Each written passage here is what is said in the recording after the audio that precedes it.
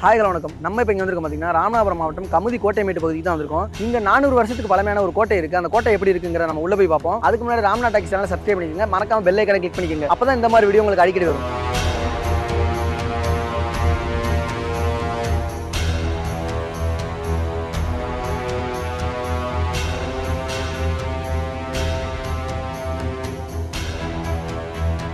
ராமநாதபுரம் மாவட்டத்தில் சேதுபதி மன்னர்கள் காலத்தில் நிறைய கோட்டைகள் கட்டப்பட்டுச்சு.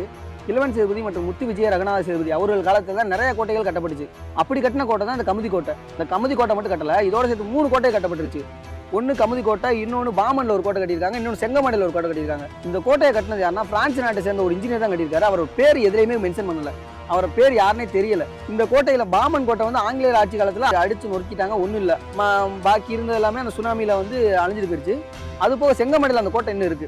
செங்கமடை கோட்டை அருங்கோண வடிவத்திலையும் கமுதி கோட்டை வட்ட வடிவத்திலையும் கட்டியிருக்காங்க. பாமனோட கோட்டை வந்து எப்படி இருந்துச்சு யாருக்குமே இன்னும் தெரியல.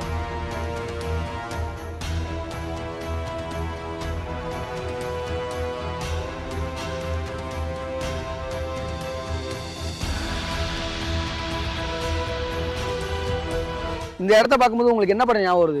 1001 படத்துல ஒரு 15 பேர் கார்த்தி, அப்புறம் ஒரு 15 பேர் உள்ள விட்டு ஒரு அரக்க மாதிரி ஒருத்தன் பால் மாதிரி ஒன்று சுத்திக்கிட்டு வந்து அடிச்சு கொள்ளுவான் எல்லாத்தையும். அந்த மாதிரியான ஒரு இடம் தான் இந்த இடம். இந்த மாதிரி இடத்த நீங்க வேற ஏதாவது படத்துல பாத்தீங்கன்னா கண்டிப்பா கமெண்ட் செக்ஷன்ல கமெண்ட் பண்ணுங்க. 1801 ஆங்கில கிழக்கிந்திய கம்பெனி இந்த கோட்டையை கைப்பற்றியிருக்காங்க. அதுக்கப்புறம் சில காலங்கள் மருது சகோதரர்கள் இந்த கோட்டையை கைப்பற்றி ஆண்டிருக்காங்க. மறுபடியும் ஆங்கில கிழக்கிந்திய கம்பெனி இந்த கோட்டையை வந்து கைப்பற்றியிருக்காங்க. 1798 ஆங்கிலேய தளபதி ஜாக்சன் துரையை சந்திக்கிறக்க வீரபாண்டிய கட்டபொம்மன் ராமநாதபுரம் போறாரு. அவர் போறதுக்கு முன்னாடி இந்த கமுதி கோட்டையில தாங்க தங்கி இருந்திருக்காரு. வீரபாண்டிய கட்டபொம்மன் இந்த கோட்டையில தங்கினதுனால இந்த கோட்டை வீரபாண்டிய கட்டபொம்மன் கோட்டைன்னு அழைச்சிக்கிட்டு இருக்காங்க இதுவரை.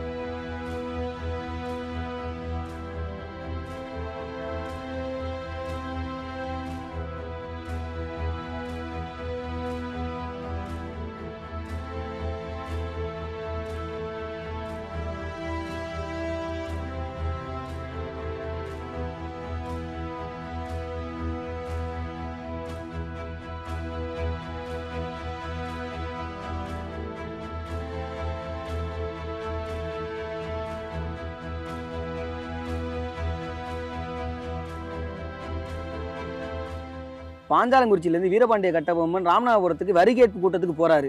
அங்க போறதுக்கு முன்னாடி இந்த கோட்டையில சில காலம் தங்கியிருந்ததா சொல்றாங்க. அதே மாதிரி வீரபாண்டிய கட்டபொம்மனோட தம்பி ஊமத்துறையும் மருது சகோதரரும் சேர்ந்து ஆங்கிலேயருக்கு எதிராக போர் புரிஞ்சிருக்காங்க. இந்த கோட்டையில என்னென்ன இருக்கு, அது எப்படி எப்படிலாம் உடஞ்சு போயிருக்கு அப்படிங்கிறத வாங்க நேரில் போய் பார்ப்போம்.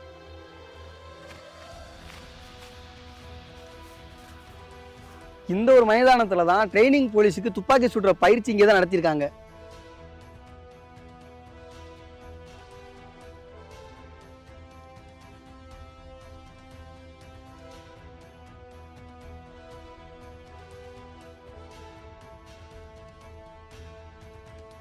இந்த இடத்துல ஒரு ஹோல் மாதிரி தெரியுதா? இங்க இருந்து மதுரை மீனாட்சி அம்மன் கோயிலுக்கு ஒரு சுரங்கப்பாதை இருக்குதா சொன்னாங்க.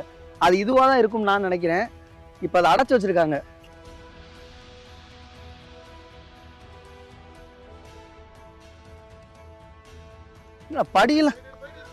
படியெல்லாம் ஒரு மாதிரி வித்தியாசமா கட்டியிருக்காங்க முன்னாடி. இப்ப உள்ள படியெல்லாம் ஈஸியா ஏற மாதிரி இருக்கு. இந்த படியெல்லாம் ரொம்ப கஷ்டமா இருக்குங்க. எல்லாம் குட்டி குட்டியா இருக்கு, அன்சேஃபா இருக்கு. இன்ஜினியர் வந்து எந்த தொழில்நுட்பம் இல்லாமல் கட்டியிருக்காரு, அதனால இந்த மாதிரி இருக்கு. உண்மையாக ரொம்ப இலக்கிது. இந்த இடத்துல ஒரு குண்டாரன் ஓடி இருக்கு. இதுல ஒரு வெள்ளை பெருக்கு ஏற்பட்டனால இந்த இடத்துல உள்ள பாதி கோட்டை அழிஞ்சிருச்சு. இதுல இருக்கிறது வந்து முக்காவாசி கோட்டை இருக்கு. ஒரு காவாசி கோட்டை இங்க இருந்து அடிச்சுட்டு போயிட்டா சொல்றாங்க. அது போக ஆங்கிலேயர்களோட தாக்குதல்ல இந்த கோட்டை பாதி அழிஞ்சிருச்சு. ஆக மொத்தம் ஒரு 25% கோட்டை தான் இங்க இருக்கு மொத்தத்துல. இது வந்து பளிங்கு கற்களால தான் இருக்குமா அந்த கோட்டை. வெளியிருந்து பார்க்கும்போது பளிங்கு கற்கள்லாம் எப்படி இருக்கும் அந்த மாதிரியான ஒரு கோட்டை. ஆனா இப்ப இருக்கிறது வந்து செங்கல் கோட்டையா இருக்கு. அவ்வளவும் அழிஞ்சிருச்சு. 400 வருஷத்துக்கு பழையமான ஒரு கோட்டை வந்து இப்ப இருக்கிற நிலைமை இவ்வளவுதான்.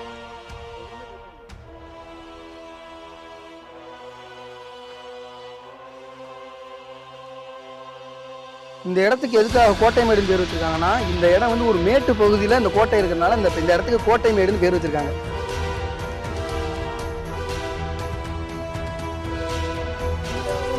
இருக்கு இருக்கு பாருங்க, இதுதான் பளிங்கு கற்கள். இதுதான் பளிங்கு கல். இந்த கல்லை வச்சு தான் இந்த கோட்டை ஃபுல்லாக கட்டியிருக்காங்க. ஆனால் மிச்சம் இருக்கிறது என்னமோ இந்த உள்ள இருக்கிற மட்டும் தான் இருக்குது. ஏன்னா ஒரு வெள்ளமும் ஒரு ஆங்கிலேய படை தாக்குதலுக்கு அப்புறமும் இவ்வளோ மிஞ்சி இருக்குன்னா பெரிய விஷயங்க. அவ்வளோ ஸ்ட்ராங்காகவும் கட்டியிருக்காங்க. அப்போ உள்ள எல்லா கோட்டையுமே ஸ்ட்ராங்காக தான் இருக்குது. நம்ம ராமநாடு மாவட்டத்துல எல்லா கோட்டையுமே பாத்தீங்கன்னா கிட்டத்தட்ட இந்த 300 400 அந்த வருஷத்துலயே தான் இருக்கு.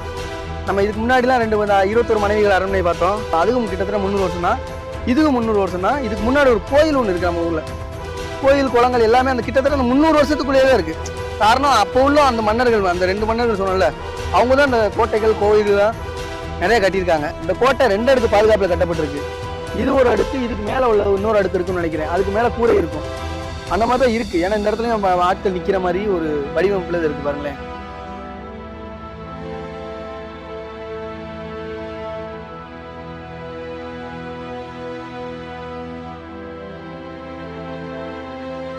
நான் நிக்கிற இடம் இருக்குல்ல, இதே மாதிரி 7 இடம் இருக்குங்க. இந்த ஒரு இடத்த தாண்டினோடனே இந்த இடத்துல ஒரு கோட்டை இருந்திருக்கணும். ஏன்னா வந்து எதிரிகள் யாராவது வராங்களா அப்படிங்கிற கண்காணிக்கிறதுக்காக இந்த இடம் இருந்திருக்கும். அப்படிதான் நான் நினைக்கிறேன். ஏன்னா அங்க இருந்து வராங்கன்னா இங்க இன்ஃபர்மேஷன் கொடுத்து அவங்க போய் எல்லாத்தையும் அலாட் பண்ணணும் அப்படிங்கறதுக்காக தான் கட்டியிருக்காங்க. கோபுரமா இருந்திருக்கணும். இப்போ அது இல்ல, எல்லாமே வந்து இடிஞ்சு போயிருச்சு.